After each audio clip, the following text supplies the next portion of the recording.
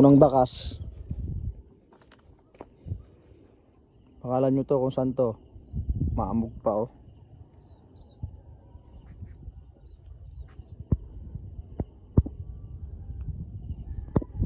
Iwan ko na lang dito.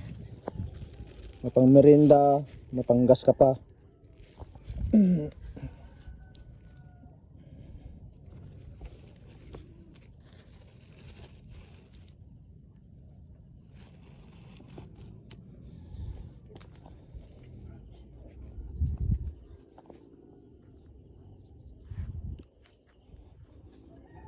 Kung taga dito yung kasama nyo or barkada nyo, tag nyo na.